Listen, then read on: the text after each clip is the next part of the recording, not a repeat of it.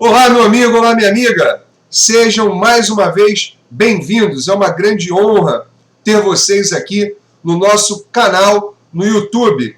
Não esqueça de clicar no sininho e receber as notificações em decorrência de novos vídeos que serão postados. Hoje eu convido vocês para analisarem comigo uma questão de direito constitucional que versa sobre a nossa forma de Estado, que é, sem dúvida alguma, como se depreende do nosso texto constitucional, a forma federativa. O artigo 1º da nossa Carta Magna, ele assenta que a República Federativa, veja, a República Federativa do Brasil. Bom, então se ela diz que é uma República Federativa, então nossa forma de Estado é indiscutivelmente a federação, ok? Que nada mais é do que a agregação de entes autônomos onde há a soberania de um ente maior. Aqui no Brasil, a soberania da República Federativa do Brasil.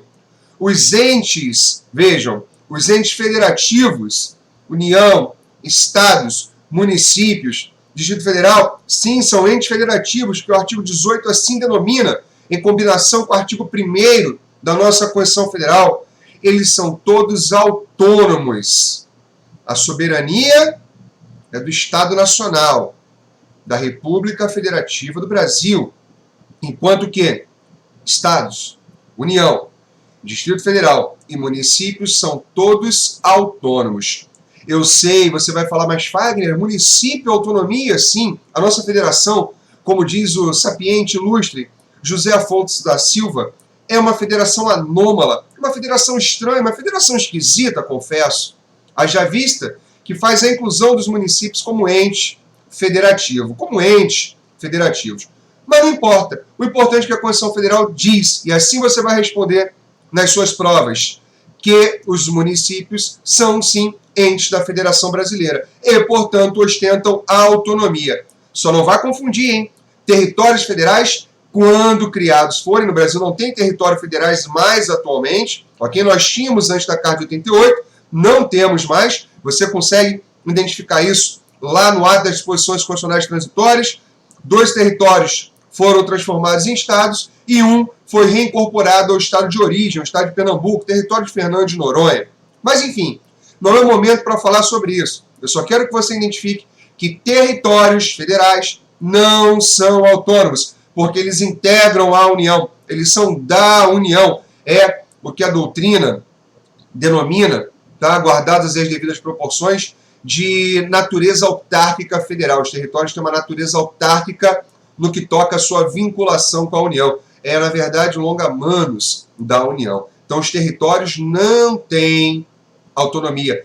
No entanto, se territórios um dia viermos a ter na República Federativa do Brasil, e óbvio, os territórios podem ser divididos em municípios, os municípios lá estabelecidos, estes sim terão autonomia, observando, obviamente, os ditames constitucionais no que toca às suas particularidades. Mas, enfim, estamos aqui para falar, propriamente dito, da possibilidade ou não do direito de secessão.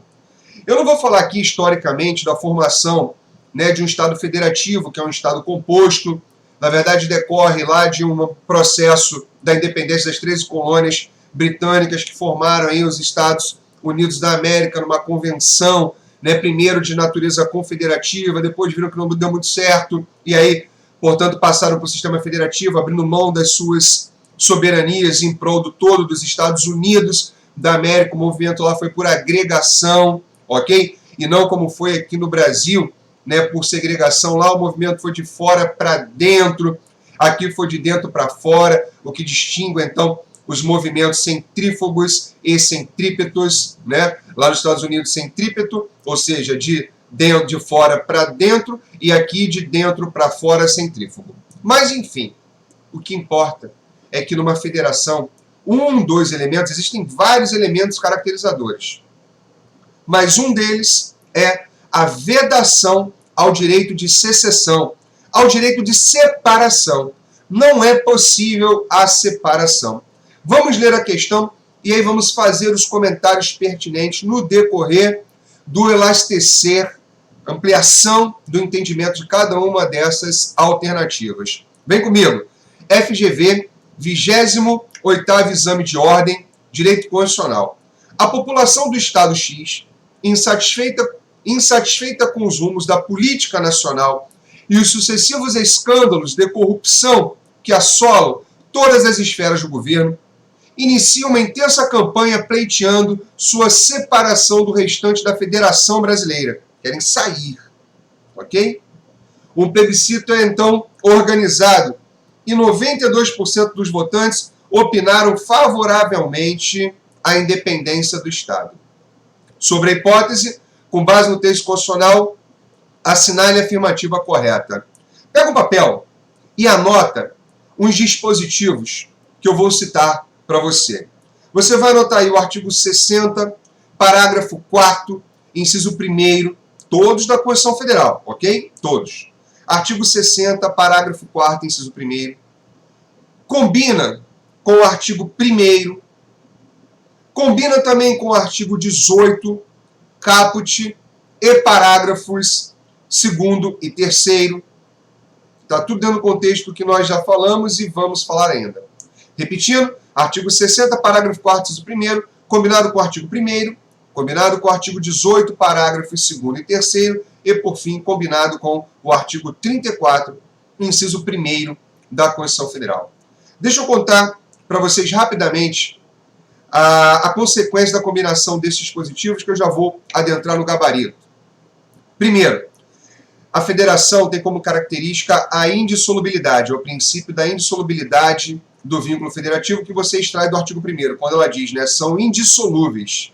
A união, ela é indissolúvel. A união ali de todos os entes é indissolúvel. Então é vedado o direito de secessão, o direito de separação. Ademais, o pacto federativo, a forma federativa de Estado, é uma cláusula pétrea.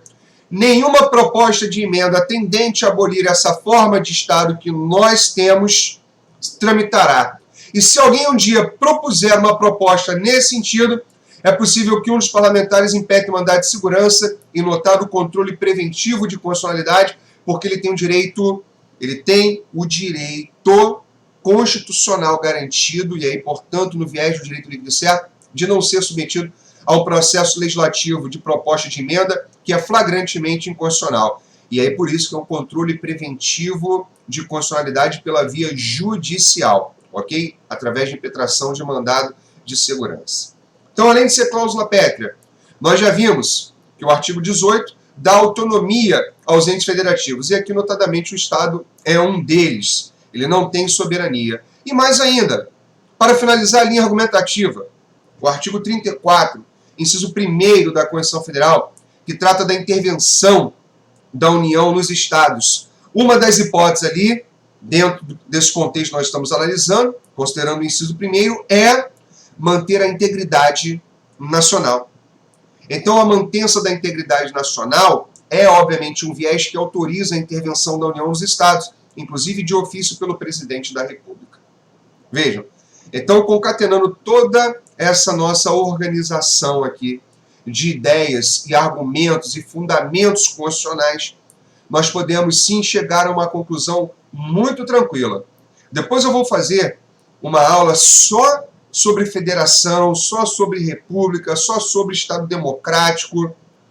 Eu vou fazer isso, mas nesse momento eu acho que você conseguiu internalizar algumas ideias fundamentais, ok? Nessa aula de federação que eu vou fazer, eu vou falar do histórico lá da independência das colônias britânicas, vamos falar da Convenção da Filadélfia, e assim vamos sucessivamente, né, adentrar em todos os pormenores do Pacto Federativo, desde a sua origem.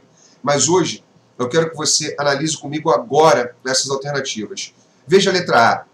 Diante do expressivo quórum favorável à separação do Estado X, a Assembleia Legislativa do referido ente deverá encaminhar ao Congresso Nacional proposta de emenda constitucional. Veja, acabamos de falar que não é possível, já que é cláusula pétrea, que, se aprovada, viabilizará a secessão do Estado X? Não, é vedado o direito de secessão. B. Para o exercício de direito de secessão, exige-se lei estadual. Jamais, ainda que fosse possível, né? Jamais seria por lei estadual, porque nós estaríamos falando do todo da República Federativa do Brasil.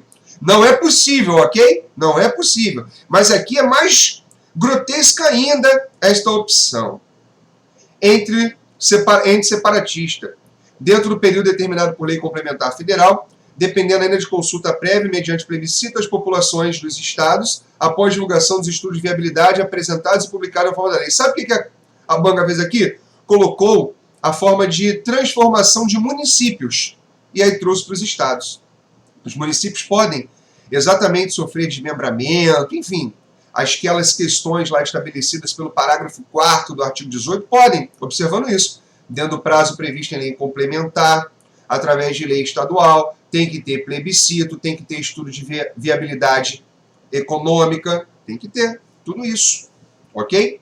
Divulgados e publicados na forma da lei, mas esses são parâmetros para a transformação de municípios. Depois você faz a leitura no parágrafo 4º do artigo 18 que você vai entender. Veja, os estados também podem, tá? Você vai perceber isso no artigo 18, parágrafo 3º. Podem incorporar-se entre si, que é mais tecnicamente denominado de fusão pela doutrina, e eu aqueço nesse ponto de vista. Podem subdividir-se, que é a cisão, ou podem desmembrar-se, para formarem novos estados ou territórios federais, mediante lei complementar, consulta à população diretamente interessada, enfim, tem um procedimento também, está lá no parágrafo 3º, mas isso não tem nada a ver com secessão, direito de separação. O Rio de Janeiro, por exemplo, não pode separar do Brasil. Os estados do Sul não podem separar do Brasil. O estado de Alagoas não pode separar do Brasil, ok? Porque eles formam um vínculo indissolúvel. É isso. Mas internamente, por exemplo, eu poderia desmembrar o estado do Rio de Janeiro? Poderia. Eu poderia desmembrar o estado, sei lá, de Alagoas? Poderia. Eu poderia desmembrar o estado do Paraná? Poderia. Mas aí, internamente, a integridade do território nacional, ela persiste sendo respeitada. É diferente. Internamente, nós podemos fazer diversas mudanças, mas não mudar a estrutura da integridade do território nacional, ok? Porque o vínculo ele é indissolúvel. Letra C. Diante da autonomia, veja bem, dos entes federados, admite-se a dissolução do vínculo existente entre eles, de modo que o Estado X poderia formar um novo país. Olha que absurdo. Mas, além da aprovação da população local por meio de plebiscito ou referendo, seria necessária a audição de lei complementar federal autorizando a separação. Jamais, hipótese nenhuma. E vale lembrar que o Supremo Tribunal Federal já decidiu que, por população diretamente interessada, é aquela população que vai sofrer com a transformação do Estado, seja a cisão, seja no caso de membramento, seja no caso de fusão, ou seja, da população que de fato vai sofrer com a incidência daquilo. Tudo bem? Beleza. Letra D. A forma federativa do Estado é uma das cláusulas pétreas que norteiam a ordem constitucional brasileira, o que conduz à conclusão de que se revela inviável o exercício do direito de secessão por parte de qualquer dos Estados. Perfeito, meus amigos. Este é o nosso gabarito, letra D. Espero que você tenha gostado da aula. Se gostou, pode compartilhar, chamar seus amigos para apreciarem a aula e passarem a nos seguir aqui no nosso canal do YouTube. Ok? Um forte abraço, sucesso e contem comigo. Até a próxima.